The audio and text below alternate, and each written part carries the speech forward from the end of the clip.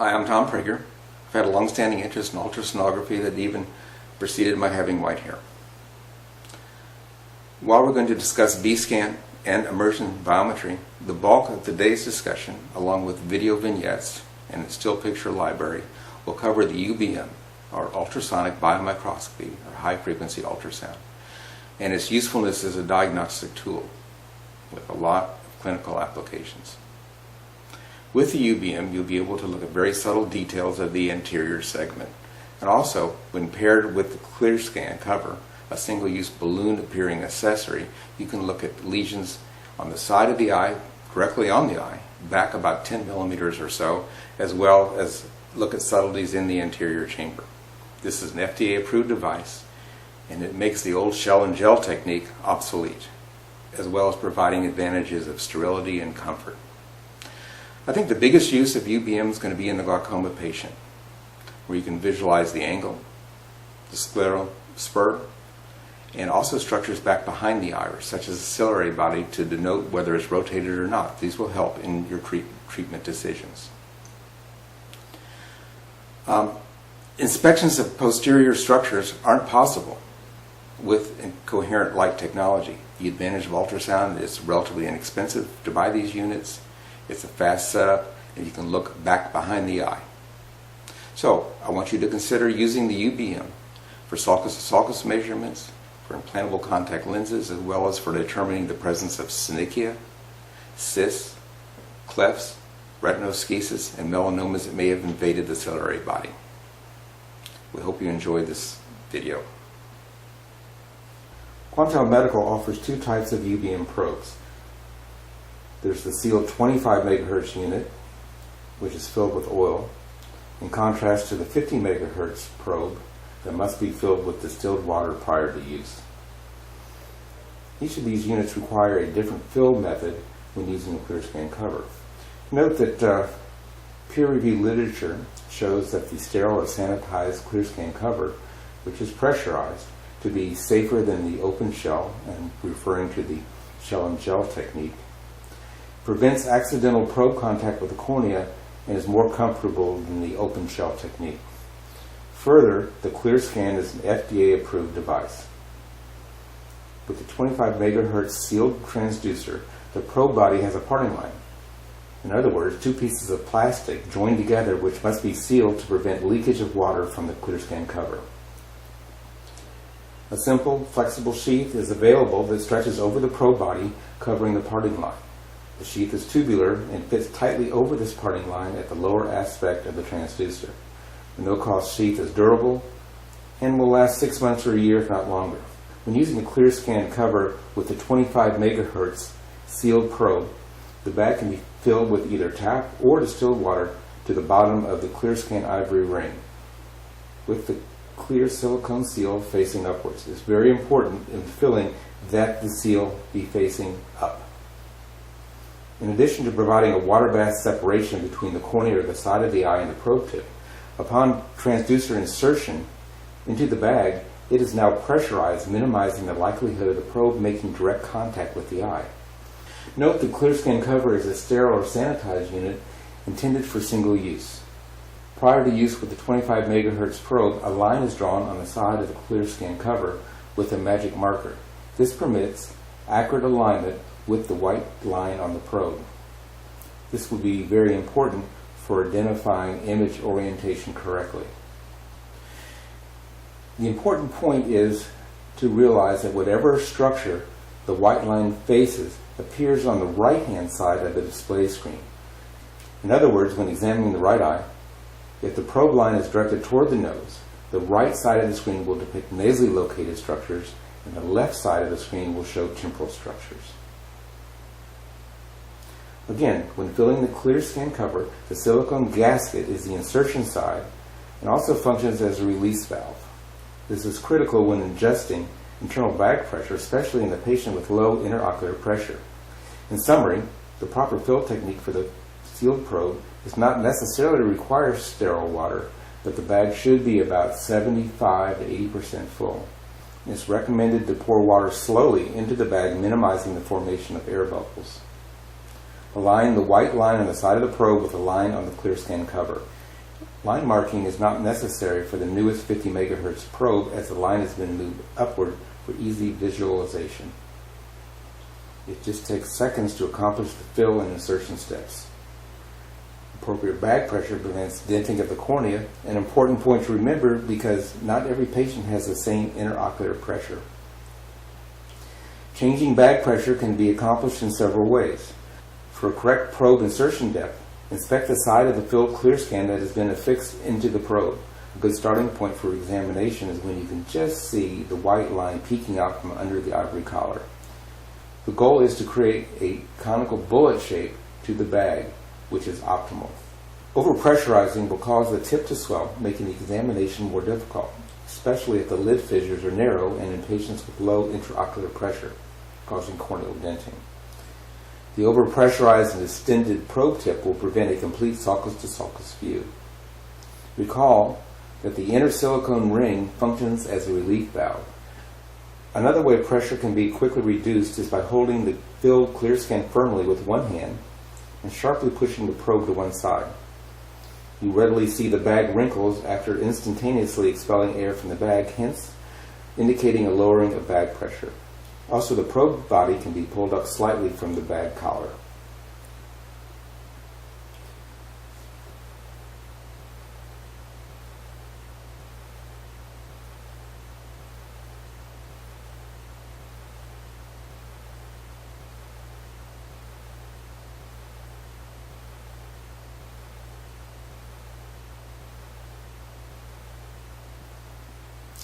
This 50 MHz probe is a revised model, and the white line has been moved upward so it is not necessary to mark the side of the clear scan.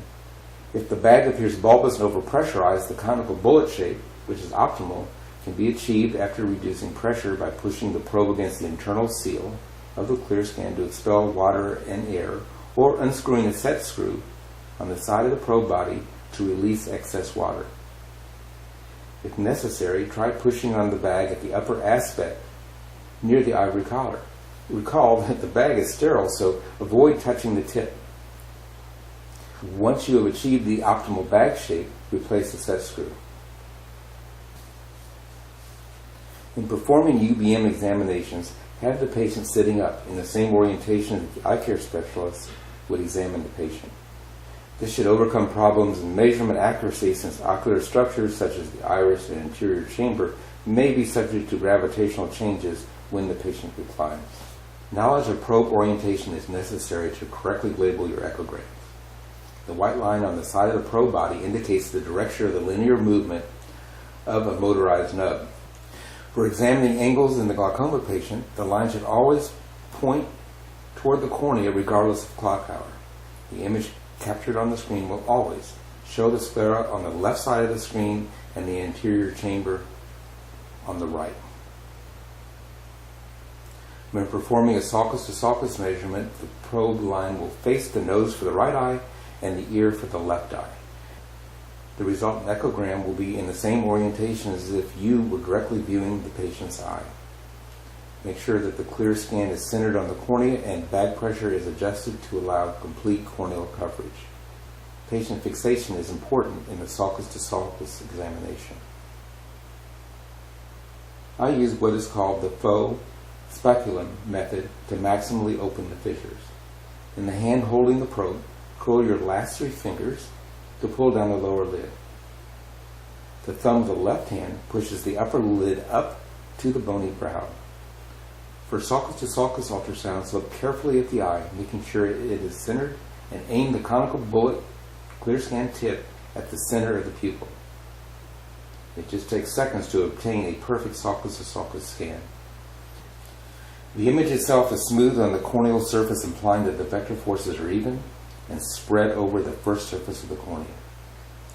One disadvantage of the open shell technique, aside from being uncomfortable, is tinting of the cornea is noted due to excessive force of the open shell on the sclera bending the apex of the cornea, the thinnest part. Tinting affects the reliability of sulcus-to-sulcus measurements. This is eliminated with clear scan cover technology. When examining angles, the probe line is directed to the cornea. To scan the temporal angle, Have the patient look slightly nasal, 3 o'clock in the right eye. Continuing, when examining the inferior angle, the patient looks superiorly slight, 12 o'clock. For the nasal angle, the patient looks slightly temporal, 9 o'clock, and when examining the superior angle, the patient looks slightly downward, towards 6 o'clock. When capturing this beautiful picture of the temporal angle, keep in mind several things. Make only micro movements, up and down, left and right. The pupil is an important landmark that should appear in every angle and sulcus-to-sulcus echogram. Let's study the inferior angle. The patient is directed to look slightly superior, following my finger, which is used for fixation. The probe's white line faces the cornea. Make small, almost micro movements with the probe on the eye so that the pupil appears on the screen. It only takes a second or two to obtain an excellent echogram that is much more comfortable for the patient and easier on the examiner than the open shell technique because the bag is gently covering the sclera. How to identify the scleral spur in glaucoma patients. The scleral spur is the gateway to the anterior chamber and an indicator of whether the angle is open or closed, but often the spur is difficult to identify reliably. Note there is an acoustic discontinuity between the scleral and uveal tissue, producing a dark line on the echogram. The spur is located somewhere on this line. Using the calipers under tools, measure 1 millimeter back from the transition interface between the cornea and the sclera. Then draw a straight line down where it intersects the scleral-uveal line is the approximate location of the spur. The example in this picture shows the angle to be closed. Here's another echogram taken with our model showing that the angle is open. While the 25 MHz probe might have reduced resolution compared to the 50 MHz probe, it has the advantage of further penetration, an important benefit when trying to identify the posterior capsule on the phacomorphic patient. Even with less resolution, the examiner will not miss the presence of significant pathology. In the video example, the scleral spur angle is completely normal. At the end of the UBM examination, throw away the clear scan cover as the possibility of transferring microorganisms from patient to patient is real. A study showed that this is potentially a problem. 34 subjects had both eyes examined by UBM using the clear scan cover. Following ultrasound, the tip of the clear scan was swabbed and sent to the pathology lab where 80% of the 34 patients grew microorganisms associated with either endophthalmitis or keratitis. Scanning a patient. Your first scan, regardless of diagnosis, should be a transverse scan to determine if the fovea is intact. The fovea, responsible for detailed vision, translates to quality of life for the patient. The probe line faces the nose, right eye, transverse scan, and the transducer is close to the limbus with sound being directed to the optic nerve. When performed correctly, the nasal retina is at the top of the screen, a black V or the optic nerve is in the center of the screen, and just on the other side of the nerve is the temporal retina, the location of the fovea. Is the fovea thickened or detached? With the patient looking down, cup your right fingers that are holding the probe and make micro movements. I'm setting the probe with 2 fingers of my left hand.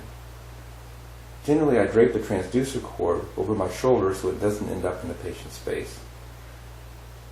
With the patient looking down, make micro movements. In this example, the nerve is centered on the screen, the probe line faces the nose, and remember, structures adjacent to the line appear on the top of the screen. Nasal structures are at the top of the screen, and the optic nerve centered in the center of the screen appears as a somnolucent or blackened area, and the temporal retina appears on the bottom of the screen. Transverse scans cover 6 clock hours, and they can be 3 to 9 o'clock, 6 to 12 o'clock, or 12 to 6 o'clock. With this P20 exam, retinal and choroidal structures can be identified individually, a subtle distinction usually not discernible with other digital ultrasounds. With the patient still looking down, I'm switching from a transverse scan to a longitudinal scan along a single meridian by shifting the probe 90 degrees. Note the probe line is at the superior limbus pointing toward the cornea with the sound waves directed at 6 o'clock. Have the patient look in the direction that you, the echographer, want to examine with the probe line on the other side of the eye. Again, with a longitudinal scan, the optic nerve is always at the bottom of the screen and the aura toward the top.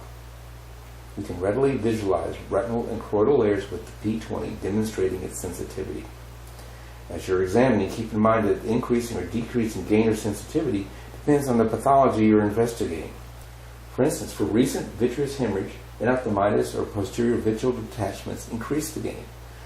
However, if you're looking for a drusen or calcium of the nerve head, you need to sharply reduce the gain. The clear scan can be used in conjunction with the standard 10 MHz probe with an adapter for both retinal and anterior segment ultrasounds. For a conventional B-scan of the back of the eye in orbit or an anterior segment examination, the adapter must first be affixed to the ultrasound probe. After anesthetizing the eye with a local anesthetic, align the adapter probe marker with the line on the side of the probe. Adapters are available for various Quantel probes. For an anterior segment ultrasound, fill the bag with water and insert the probe about 1/4 of an inch into the bag until you can just see that white probe under the ivory collar of the clear scan. The technique is different when conducting a retinal examination. Instead of filling the bag with water, add drops of viscous solution, such as goniosol or gentile, to the inside of the bag and push the probe all the way down to the bottom of the bag so that the probe tip is covered by gel. In other words, the gel acts as an interface between the probe and the inner bag surface. Also place gel, such as gentile, on the outer surface of the bag and you're ready to begin your ultrasound examination. ESI Incorporated of Plymouth, Minnesota, manufacturer of the ClearScan, makes adapters for a wide variety of probes, including the 10 MHz transducer being used in this segment. With the bag filled and maintaining its conical bullet shape, after adjusting the collar up and down the adapter body and expelling air if necessary, we're going to scan the interior segment. The image will not be as detailed as a 25 MHz or 50 MHz UBM, but the 10 MHz is adequate to identify gross pathology without having to buy other equipment. With the patient fixating on my finger, we readily see the cornea, the iris, and the posterior capsule of the lens if the tip of the clear scan is directly centered on the cornea. Note that the edge of the bag is rolling off the ocular plane and presents as a vertical line on the screen. If sterility is required, such as an examination in an operating room or due to institutional requirements, transfer of microorganisms are minimized by using the clear scan cover. Anterior and posterior ultrasounds are possible with no artifact, as a clear scan bag material is acoustically invisible. An alternative method to performing a UBM examination will be to insert a special watertight window into the front of the 50 MHz probe. Holding the probe with the open end up, fill the recessed cavity with distilled water. Next, attach a clear plastic cover or window that is provided with each 50 MHz probe to create a sealed water system. These are again for single use. Remember to always use distilled water in the open probe. Using BSS will leave salt crystals which will ruin the probe's gear mechanisms. Before starting the UBM examination, put a drop of proparacaine or appropriate anesthetic on the eye. It's important to add a generous amount of viscous coupling gel to the probe tip so it does not make contact with the cornea, producing abrasions. Good results can be obtained with gentile gel for severe dry eyes as a coupling medium. Goniosol, while less expensive than gentile, often leaves the patient with red, irritated eyes. After applying a generous amount of gentile or other coupling medium directly to the eye, carefully place the probe over the ocular structure of interest and look at the screen until the image is optimized.